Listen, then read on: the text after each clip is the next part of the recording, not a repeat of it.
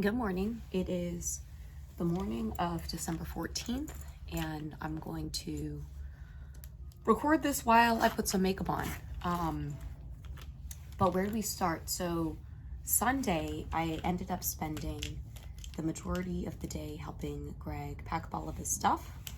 And I was going to take a picture of what our apartment currently looks like, because it's pretty much like 2 years worth of stuff from his family's place now in our apartment. So yeah, I want to say we spent maybe I think we got there around 2 and we were there until after 10, so 8 or 11 hours. And then Monday, we're still trying to decide whether we want to get Wi-Fi installed because we have Wi-Fi at Greg's studio, which is where I currently am putting on some makeup and getting ready. My voice is still not fully back. Yeah, Monday just spent catching up on a couple things, and then ended up going to the Monday Night Jam, which probably was not helpful for my voice. And then Tuesday, which is actually what I wanted to talk about. Tuesday was a big day, and I'll give a little bit of background. So if you're new here, I got into a car accident 25 years ago, permanently paralyzed one of my arms. I was holding the grab handle in the car, and the injury, I believe, was, right at the spinal cord, but also pretty severely affected my hand. So that was in 1997. And then in 2007, my mom ended up finding a surgeon who specializes in brachial plexus injuries. And we were looking at potentially doing a pretty aggressive hand, or a pretty aggressive muscle and tendon transfer surgery. And so nerve transfer surgeries, I think, happen probably within a year to 18 months after the injury.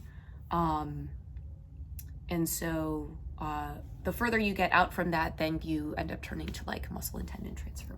So that was 2007. I ended up taking a medical leave from college. I was a freshman at the time. And I think it was going to be 12 to 18 hours under anesthesia, bringing in a lot of different doctors. And this is what I've learned about the brachial plexus as well, is you have the neurosurgeon coming in thinking about nerve stuff. You have orthopedics, a shoulder, people who specialize in shoulder area. Then you've got people who specialize in hand, and other parts of the arm. And all of them kind of form a team who need to work together. So I ended up getting really sick during the pre-tests, and then I think one of the doctors ended up having to cancel last minute, or couldn't make the timing work, which would mean that I would need to be under anesthesia for even longer. So I got sick. They did something called a myelogram, and don't quote me on this because I feel like I was a kid while all of this was happening and I don't have the best understanding. But a myelogram, my understanding was that they would puncture a hole in your spinal column, put some dye in there, and then flip you upside down so that they could get a snapshot of where all the nerves were and stuff like that. So with this particular aggressive surgery, I would have been in a cast that would have looked like this for about 6 weeks, and then maybe about 6 months of rehabilitation. Also keep in mind, a brachial plexus injury is a lifelong injury. So even outside of that rehabilitation, there probably still need to be some ongoing things. So that is what the situation was back in 2007. I think I got so the hole in my spinal column didn't heal. So anytime I would sit up, I would end up getting a headache really quickly because all the liquid was drained from my head, and then I would get sick. So I think we decided, I'm not fit for surgery because I'm getting sick, and they took me back, and my mom drove me back maybe like the 3 or 4 hours from Norfolk, Virginia, back to Georgetown. And I think I got admitted to like Georgetown Hospital, and they were able to, seal the hole, and then we never revisited again. But also the thing about that surgery was that insurance thought that it was aesthetic, being able to use my arm, and said that they wouldn't cover it. And so the bill, I think the last time I came across it, it would have been like $170,000. And we didn't have that, but my mom, I think, was willing to do what she needed to do to be able to figure out how to pay for it. So that was 2007. Now fast forward to 2022. 2007, and then 2009 is kind of when I ideated the first version of Diversability, and started my kind of like disability advocacy journey. And a large part of my journey is, really asserting that those of us who are in disabled bodies, there's nothing wrong with our bodies. Nothing needs to be fixed. What needs to be fixed are external attitudes and infrastructure that make living with a disability harder in our current ableist society. So fast forward to 2022, or I guess fast forward to 2019. 2019, I now had been with Kaiser, which has been my consistent health insurance over the past couple of years. I'm now with Kaiser, and I decide to kind of revisit like physical therapy with my arm. I ended up getting a splint again after not wearing one for a long period of time. And I ended up getting connected with kind of their sports medicine department, and they ended up doing, I forget what it's called, but they ended up doing like a fresh reassessment of everything related to my arm. And I ended up getting connected with a hand surgeon, and got an appointment with a neurosurgeon who pretty much said at this particular point in time, there's pretty much like not much that they can do. But 2019 kind of felt like this pivotal year, because I felt like since 1997 and 2007, no one had really like cared about my arm. They just like wrote brachial plexus injury in my, in the system, and then no one like paid attention to like physical therapy or occupational therapy or rehabilitation or surgeries or anything like that. So in 2019, I got to meet with a hand surgeon, and we were contemplating whether prosthetics might be something that I want to consider. And I ended up reaching out to a guy who has my injury. So it's not uncommon for people who have a brachial plexus injury to decide to electively amputate, because it might increase functionality. Some of us have just a lot of nerve pain, just a lot of like excruciating pain. And it's a really personal decision. And so I'm sharing this here. Don't come at me. But it's something that, for those of us who live with these lifelong injuries, decide it might be better for us in one way or another. And one of the things I've learned, so in June 2022, I had an opportunity to go to a camp, UBPN camp, United Brachial Plexus Network camp. They host it like every other year, where they bring together a lot of kids who have this injury, a lot of adults and parents and doctors. And it was the first time I had been surrounded by a lot of people who have my injury. And that was a really emotional process in itself, because no one's hands looked as severe as mine. And I've now learned that if this was acquired during childbirth, the trajectory looks very different than if it's a traumatic injury, and then the rehabilitation looks like nonlinear. And so even with people who have this injury, it's important not to compare and anchor yourself to other people, because the ability that you might have might look different. So there was an opportunity though at this UBPN camp to kind of go to office hours for an informal consult with a doctor and a bunch of surgeons who specialize in this injury. So I decided to go. Again, I haven't done anything in the last 25 years. And they kind of, and there were a bunch of people on a Zoom call and then someone in person, and they were like, looking at your hand, you know, there could be an opportunity for you to fuse your wrist, and then, you know, relocate some of those muscles to your hand to get some functionality back in your hand.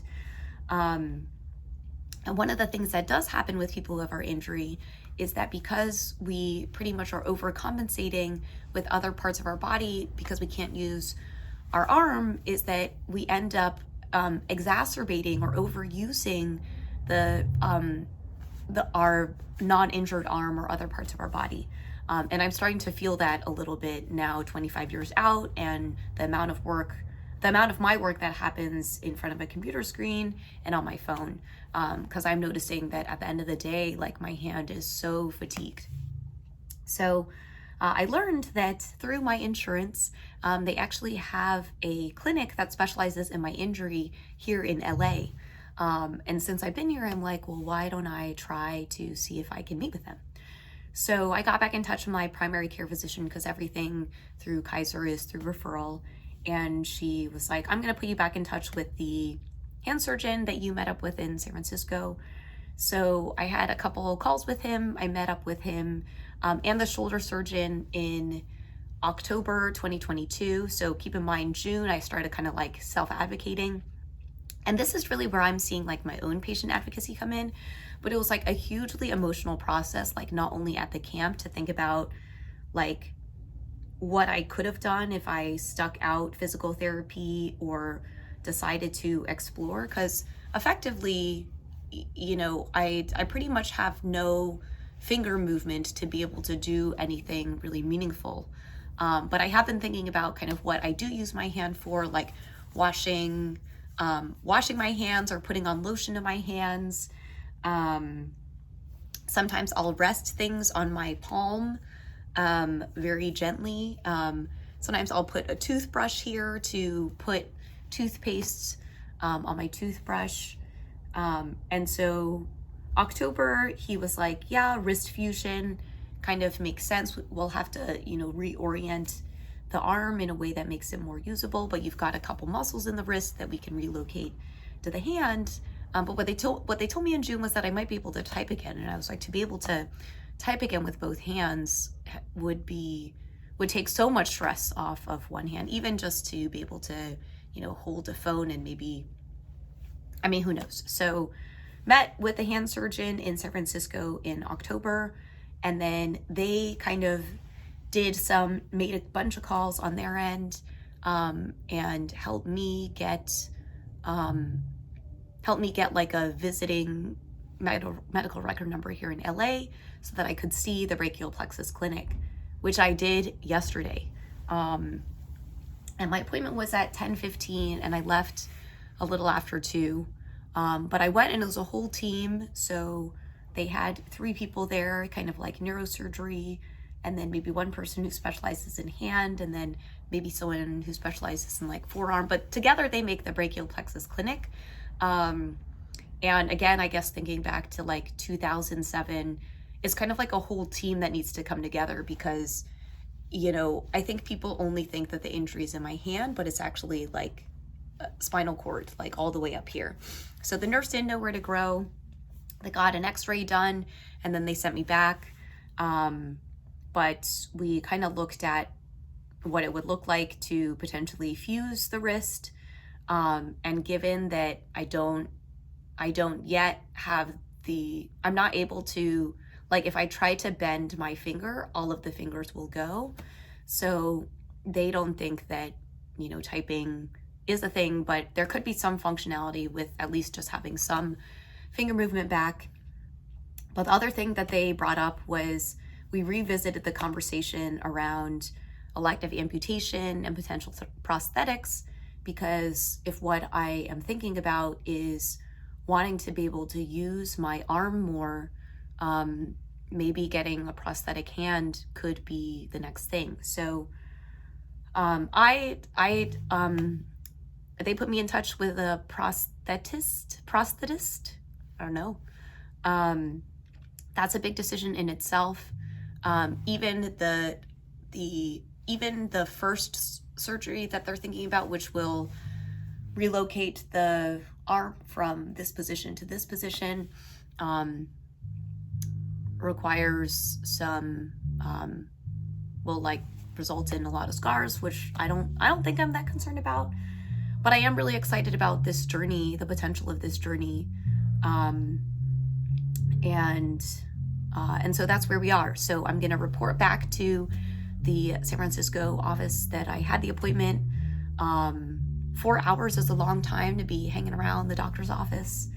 So I was just so exhausted after all of that.